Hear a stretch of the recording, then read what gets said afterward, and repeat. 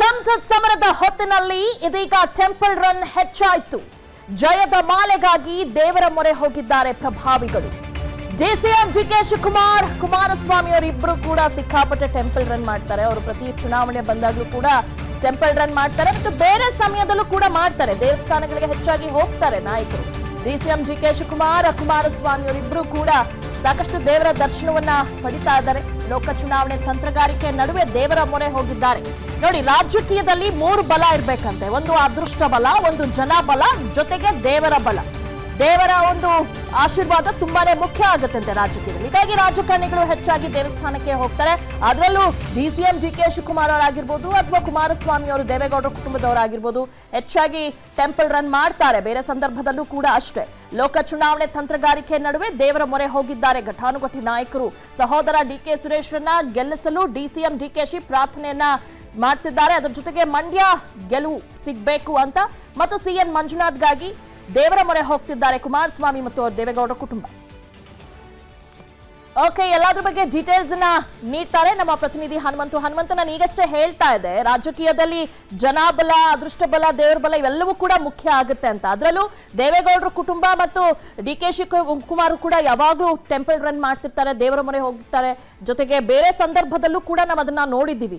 ಹೀಗಾಗಿ ಯಾರ್ಯಾರು ಯಾವ ದೇವಸ್ಥಾನಕ್ಕೆ ಹೋಗ್ತಾ ಇದ್ದಾರೆ ಜನ ಕೂಡ ತಿಳ್ಕೊಳ್ಳೋ ಕುತೂಹಲದಲ್ಲಿ ಇದ್ದಾರೆ. ದಿವ್ಯಾ, ಚುನಾವಣೆಯ ಸಂದರ್ಭದಲ್ಲಿ ರಾಜಕೀಯ ನಾಯಕರು ಟೆಂಪಲ್ ರನ್ ಮಾಡುವಂಥದ್ದು ಸಹಜವಾಗಿರುವಂಥದ್ದು. ಅದರಲ್ಲೂ ಕೂಡ ವಿಶೇಷವಾಗಿ ಕಳೆದ ವಿಧಾನಸಭೆ ಚುನಾವಣೆಯ ಸಂದರ್ಭದಲ್ಲೂ ಕೂಡ ಡಿಸಿಎಂ ಡಿಕೆ ಶಿವಕುಮಾರ್ ಅವರು ಒಂದಷ್ಟು ದೇವಾಲಯಗಳಿಗೆ ಭೇಟಿ ಕೊಟ್ಟು ವಿಶೇಷವಾದಂತಹ ಪೂಜೆಯನ್ನು ಸಲ್ಲಿಸಿದ್ರು. ಮತ್ತೆ ಗ್ಯಾರಂಟಿ ಘೋಷಣೆ ಮಾಡಿದಂತಹ ಗೃಹಲಕ್ಷ್ಮಿ ಚೆಕ್ ಏನಿದೆ ಅದನ್ನ ಚಾಮುಂಡೇಶ್ವರಿ ತಾಯಿ ಸನ್ನಿಧಾನದಲ್ಲಿ ಇಟ್ಟು ಪೂಜೆಯನ್ನ ಮಾಡುವ ಮೂಲಕ ಗ್ಯಾರಂಟಿಯನ್ನು ಘೋಷಣೆ ಮಾಡಿದ್ರು. ಅದರ ಫಲಿತಾಂಶ ಉತ್ತಮವಾಗಿ ಬಂತು ಅನ್ನುವಂಥದ್ದು ಒಂದು ಕಡೆಗಾದ್ರೆ, ಮತ್ತೊಂದು ಕಡೆಗೆ ಪ್ರತಿ ಚುನಾವಣೆಯ ಸಂದರ್ಭದಲ್ಲೂ ಕೂಡ ರಣಕಹಳೆ ಮೊಳಗಿಸುವ ಮುನ್ನ ರಾಜಕೀಯ ನಾಯಕರು ಎಲ್ಲರೂ ಕೂಡ ತಮ್ಮ ತಮ್ಮ ಆರಾಧ್ಯ ದೈವಗಳಾಗಿರ್ಬೋದು, ತಮ್ಮ ನಂಬಿಕೆ ಇರುವಂತಹ ದೇವಸ್ಥಾನಗಳೇ ಮೊರೆ ಹೋಗಿ ದೇವರಲ್ಲಿ ವಿಶೇಷವಾದ ಪ್ರಾರ್ಥನೆಯನ್ನು ಸಲ್ಲಿಸಿ ಪೂಜೆಯನ್ನು ಸಲ್ಲಿಸಿ ಆ ಒಂದು ಕಾರ್ಯಕ್ರಮವನ್ನ ಅಂದ್ರೆ ಸಭೆ ಸಮಾರಂಭಗಳನ್ನ ಪ್ರಾರಂಭ ಮಾಡುವಂಥದ್ದು ಒಂದು ವಾಡಿಕೆ ಅಂತ ಬಂದಿರುವಂಥದ್ದು. ಅದರಲ್ಲೂ ಕೂಡ ಈ ಬಾರಿಯ ಲೋಕಸಭಾ ಚುನಾವಣೆ ಕಾಂಗ್ರೆಸ್ ಮತ್ತು ಮೈತ್ರಿಗೆ ಮಾಡು ಇಲ್ಲವೇ ಮಡಿ ಅನ್ನುವಂತಹ ಸ್ಥಿತಿ ರಾಜ್ಯದಲ್ಲಿ ಇರುವಂಥದ್ದು. ಯಾಕಂತಂದ ಹೇಳಿದ್ರೆ ಆಡಳಿತ ಪಕ್ಷವಾಗಿರುವಂತಹ ಕಾಂಗ್ರೆಸ್ ಹೆಚ್ಚು ಸ್ಥಾನವನ್ನ ಗೆಲ್ಲಬೇಕು, ಮತ್ತೊಂದು ಕಡೆಗೆ ಬಿಜೆಪಿ ಮತ್ತು ಜೆಡಿಎಸ್ ಅಭ್ಯರ್ಥಿಗಳಾಗಿರುವಂತಹ ಹೆಚ್ಚು ಸ್ಥಾನಗಳನ್ನ ಗೆಲ್ಲಬೇಕು ಅನ್ನುವಂಥ ಲೆಕ್ಕಾಚಾರ ಇರುವಂಥದ್ದು. ವಿಶೇಷವಾಗಿ ಸಹೋದರ ಡಿಕೆ ಸುರೇಶ್ ಅವರ ಗೆಲುವಿಗಾಗಿ ಮತ್ತು ಕಾಂಗ್ರೆಸ್ ಪಕ್ಷದ ಗೆಲುವಿಗಾಗಿ ಡಿಸಿಎಂ ಡಿಕೆ ಶಿವಕುಮಾರ್ ಅವರು ಕೂಡ ಪೂಜೆಯನ್ನ ಮಾಡಿಸಿಕೊಂಡಿರುವಂಥದ್ದು. ನಿನ್ನೆ ತಮಿಳುನಾಡಿನ ತಿರುನಲ್ಲೂರು ಶನೇಶ್ವರ ದೇವಸ್ಥಾನಕ್ಕೆ ಹೋಗಿ ಒಂದು ವಿಶೇಷವಾದಂತಹ ಪೂಜೆಯನ್ನ ಸಲ್ಲಿಸಿದ್ರು. ನಾಮಪತ್ರ ಸಲ್ಲಿಕೆಯ ಸಂದರ್ಭದಲ್ಲೂ ಕೂಡ ಡಿಕೆ ಸುರೇಶ್ ಅವರು ಚಾಮುಂಡೇಶ್ವರಿ ದೇವಸ್ಥಾನ ಆಗಿರ್ಬೋದು, ಕೆಂಕೇರಿಯಮ್ಮ ಆಗಿರ್ಬೋದು, ಕಾಳಿಕಂಬ ದೇವಸ್ಥಾನ ಆಗಿರ್ಬೋದು, ಈ ಎಲ್ಲಾ ದೇವರುಗಳ ಆಶೀರ್ವಾದವನ್ನ ಪಡೆದಿದ್ರು.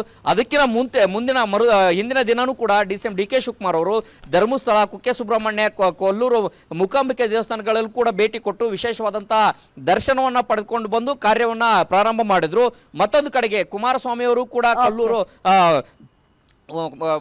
ಆದಿಚುಂಚನಗಿರಿ ಮಠಕ್ಕೂ ಕೂಡ ಭೇಟಿಯನ್ನು ಕೊಟ್ಟಿದ್ರು. ಅದೇ ರೀತಿ ನಾಮಪತ್ರ ಸಲ್ಲಿಕೆಯ ಸಂದರ್ಭದಲ್ಲೂ ಕೂಡ ಕಾಳಿಕಾಂಬ ದೇವಸ್ಥಾನ, ಲಕ್ಷ್ಮೀ ಜನಾರ್ದನ ದೇವಸ್ಥಾನ, ಮಧುರೈ ಮೀನಾಕ್ಷಿ ದೇವಸ್ಥಾನಕ್ಕೂ ಭೇಟಿ ಕೊಟ್ಟು ಎಲ್ಲ ರೀತಿಯ ತಮ್ಮ ಭಕ್ತಿಯನ್ನ ತೋರ್ಪಡಿಸಿರುವಂಥದ್ದು. ಅಂದ್ರೆ ಎಲ್ಲ ಒಂದ್ ಕಡೆಗೆ ಸಹಜವಾಗಿ ಅವರಿಗೆ ಭಕ್ತಿಗೆ ಜನರ ಬೆಂಬಲ ಇದ್ದಾಗಲೂ ಕೂಡ ಒಂದು ಅದೃಷ್ಟ ಇರಲಿ, ದೇಶದ ದೇವರ ಒಂದು ಆಶೀರ್ವಾದ ಇರಲಿ ಅನ್ನುವಂತಹ ಒಂದು ನಂಬಿಕೆ ಕಾರಣಕ್ಕಾಗಿ ಮತ್ತೆ ದೇವರ ಮೊರೆ ಹೋದ್ರೆ ಎಲ್ಲ ಒಂದ್ ಕಡೆ ಒಳ್ಳೇದಾಗುತ್ತೆ ಅನ್ನುವಂತಹ ವಿಚಾರವನ್ನ ನಂಬಿಕೆ ಆಧಾರಿತವಾಗಿ ದೇವರ ಮೊರೆ ಹೋಗ್ತಾ ಇರುವಂತದ್ದು.